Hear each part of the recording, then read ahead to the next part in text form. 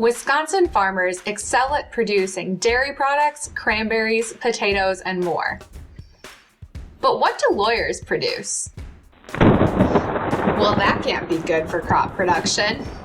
My name is Kelly Wilfert. I'm a farm management outreach specialist with the University of Wisconsin-Madison Division of Extension. I specialize in legal risk, but we'll do our best to keep things upbeat as we talk about solutions to protect your Wisconsin farm. I do need to give a quick legal disclaimer that this video is for educational purposes only, to give general information and a general understanding of the law, not to provide specific legal advice. I am a licensed Wisconsin attorney, but I'm not your attorney. Thanks for joining me today to talk about basic mistakes in agricultural leases and how you can level up your farmland lease to protect your Wisconsin farm. We'll be talking about how important it is to meet the bare minimum requirements of a periodic tenancy or lease, whether that's verbal or written, meeting the minimum requirements of a written lease if you've already leveled up to that step, and finally, some other terms and conditions that you may want to consider to level up your Wisconsin farmland lease. The first thing to understand is how a tenant may be able to farm a piece of farmland that they don't own. There are three main ways. The first is a tenancy at will. A tenant at will means that you have permission to farm the property, but you don't have a valid lease, whether that's orally or in writing. You might not even pay rent in this situation. You have less restrictions, but you also likely have less protections than a periodic tenancy or a valid lease. We don't talk a lot about tenancies at will because what we see most often in agriculture in Wisconsin is the second type, a periodic tenancy. A periodic tenant also has permission to farm the property. You don't have a valid lease, just like the tenancy at will, but you do pay rent on a periodic basis. Your tenancy may only be terminated with 90 days written notice at the end of the term. We'll circle back to talk about that more. Finally, the third way that you might farm a piece of farmland that you don't own is with a lease. A tenant under a lease means that you have permission to farm the property and you have a valid and enforceable lease. You may alter some of the statutory rights and obligations of a landlord-tenant relationship by agreement, which means that you may have more or less protections and obligations than a tenant at will or a periodic tenant. However, these are changes that you've agreed to. All right. So let's talk about your first common mistake, failing to meet the bare minimum requirements of a valid lease or periodic tenancy, or as I like to say, the bare necessities. Let's start with an example of how the best of intentions can go wrong. Farmer Bill has had a tough couple of years and decides to sell a piece of land to neighbor Nancy to help the farm cash flow. However, neighbor Nancy agrees that Farmer Bill may continue to rent the land until he quits farming.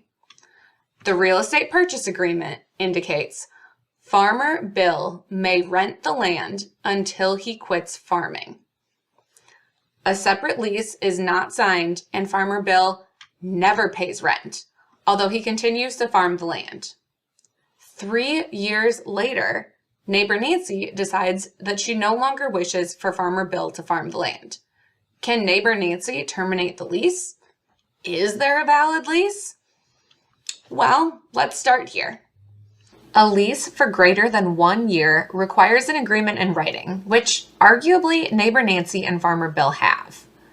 A valid lease also requires the amount of rent to be paid, beginning and ending dates, and a reasonably definite description of the property. It sounds like we have the first two, beginning on the day of the real estate agreement and ending when Farmer Bill quits farming.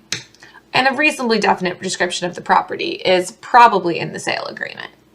However, Farmer Bill has not included the amount of rent to be paid, which means that this isn't a valid lease. Farmer Bill should have asked neighbor Nancy to sign the lease before closing or used another method to ensure that their deal was enforceable. Neighbor Nancy may be able to remove Farmer Bill from the property at the end of the current term, or even possibly sooner because they didn't meet the bare minimum requirement of including rent, which means this is likely a tenancy at will. Level up your Wisconsin farmland lease by including beginning and ending dates, a reasonably definite description of the property, the amount of rent to be paid, and if it's going to be greater than 1 year, make sure you've got it in writing. Your second common mistake: failing to meet the requirements for a written lease. Congratulations! You and your landlord went ahead and tried to sign a written lease. There are now additional requirements. Identify the parties and make sure that you have all parties sign. That's easy, you might think, but it might be more difficult than you realize. For example, you talk to your elderly neighbor about renting the field behind their house, but do they actually own and have the right to rent it? Maybe your neighbor owned it last year, but they placed it in a trust or an LLC over the summer. Who has the right to sign on behalf of that trust or LLC? Who should be getting paid on behalf of that trust or LLC? Is it your elderly neighbor? Or is it a trustee, a power of attorney, or an entity manager? You want to be sure that the agreement is made with the person with the proper authority and that rent is paid to that proper party. Level up your Wisconsin farmland lease by ensuring your agreement is with the right parties and signed by all parties. Finally, mistake number 3, failing to discuss and document additional rights and obligations. At 10 years old, I negotiated an agreement with my brother about the shared use of our toy farms. We could use each other's toy tractors with permission as long as all were returned. After I accidentally broke the muffler off of one tractor and cultivated a field he had already planted, our deal went sideways. We hadn't discussed maintenance or shared expenses. Who was responsible for replanting the field, putting on fertilizer, fixing the tile line? Would the tractor be repaired with super glue, or would I have to buy him a new one? This picture is actually the tractor that I broke that muffler off of, and 20 years later, it's looking a little rough and still has no muffler. It may seem silly to compare your farm lease to a childhood agreement, but similar issues often arise. A landlord might be frustrated that you aren't using the conservation techniques that they heard about, or you disagree about maintaining nutrient levels.